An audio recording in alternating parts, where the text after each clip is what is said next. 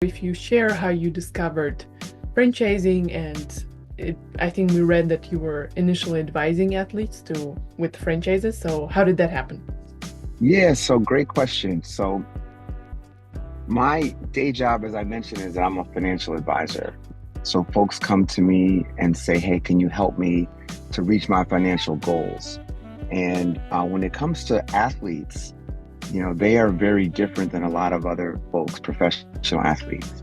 What I mean by that is that their economic life is very different than the economic lives of just about everybody else. What I mean by that is, like, you could be 30 years old and be economically 70 years old because your career is pretty much over.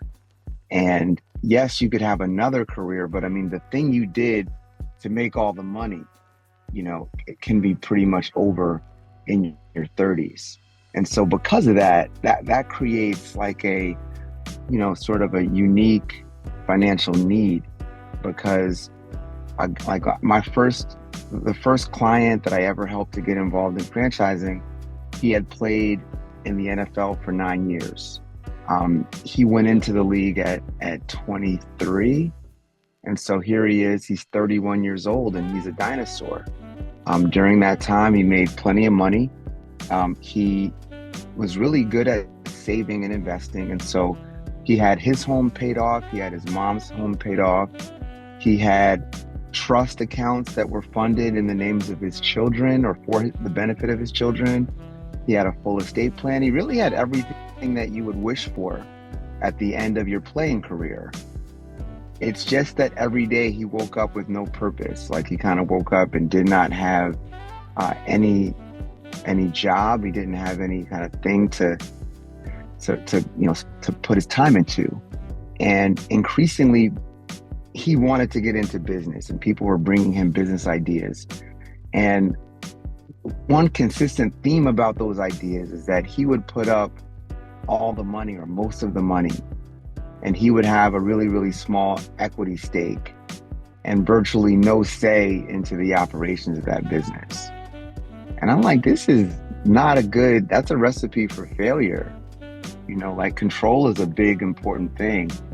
And, equity, should be based on how much money you put in, not based on the fact that someone else is getting equity on your back. And so I went to this guy and I said, hey, what if we figured out a way to carve out a little bit of money? When I say a little bit, I mean a percentage of your liquid net worth. This guy had saved plenty of money.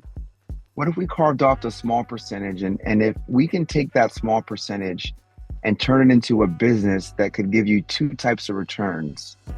Wouldn't that be great? And the two types of returns we talked about, one is a financial return, but the other is a lifestyle return. And when I say lifestyle return, it's the idea that you will have a new purpose for what your life can be about. You'll have a reason for waking up every morning. You'll have the opportunity for your kids to see you in a new light, for your children to potentially work in the business, or at least they would have a chance to aspire to be entrepreneurs.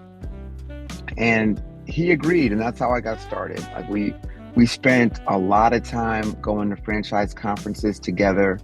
We spent a lot of time going to discovery days for a range of different franchise organizations. And ultimately, we signed a multi-unit deal. And I said, I clapped my hands and said, all right, we're done. Walk off into the sunset. But here, this guy turned to me and he said, look, I don't know what to do next. You've been so helpful at getting me to this point. Can you help me run this business? Help me get it off the ground? And I said, sure, right? And I'm a financial advisor. I get paid a fee to give advice. I said, in this case, I'll do it, but one condition. I don't want you to pay me a fee. Instead, I would like for you to give me a really small equity position in the business. And that made me his partner, not his advisor, not just his advisor. And I helped him to develop his first franchise location. And then other of our pro athletes who retired from football, from basketball, I then helped them to get involved. And in the process, I got more involved. Like, I started doing my own deals. and, buying my own businesses.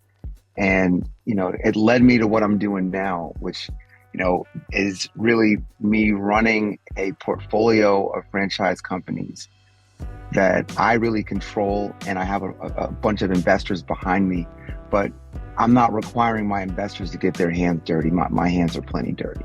Mm-hmm. So that's kind of how I got into it. It's kind of a long circuitous type of path, but a great one. And one thing, just speaking to the athletes who may be watching this, athletes are like the perfect franchise candidates. Not just about having the income and the assets. It's really more so that they are coachable. They know how to follow a game plan. They know how to study the playbook and then go out and execute. Like, this is the perfect setup for someone to be a franchisee.